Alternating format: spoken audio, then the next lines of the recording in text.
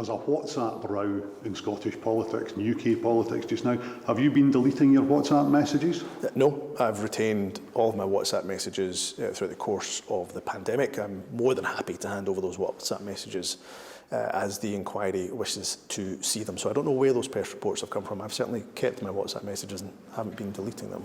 What about others in government? Have they kept theirs or have they deleted theirs as reported? Look, I can't speak for former ministers, and of course they'll put their statements forward and no doubt clarify where they stand. It would be my expectation that our social media messaging policy is complied with. So where appropriate to delete, we have to make sure that that's done within the policy and that decisions that are made are recorded, but also important that we comply with the do not destroy notices, hence why, of course, I've kept those WhatsApp messages throughout the course of the pandemic. What about government officials? Jason Leach, for example, Chief Medical Officer, have they been deleting WhatsApps, and should they have been? Again, you'll see our social media messaging policy does say that, of course, it is wise to delete WhatsApp messages after a month, and that is within our guidance. Now, of course, when the do not destroy notice came in for the inquiry, it's really important that people retain any information that they believe would be required, potentially relevant information required by the inquiry. So my expectation in short, is for government ministers and government officials,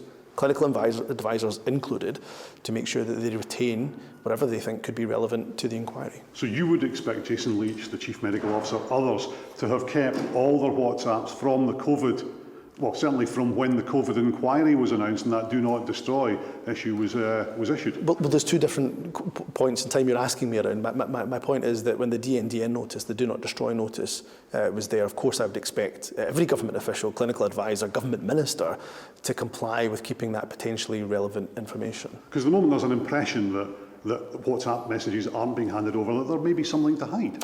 No, we've asked for what you call Section 21 order. Some of the information that is being asked for is personal, so we have to make sure it complies with GDPR and all of the other legal regulations that we have to abide by. I'm pretty confident, I have to say, that Section 21 order will come, and then we'll be able to release even more WhatsApp messages.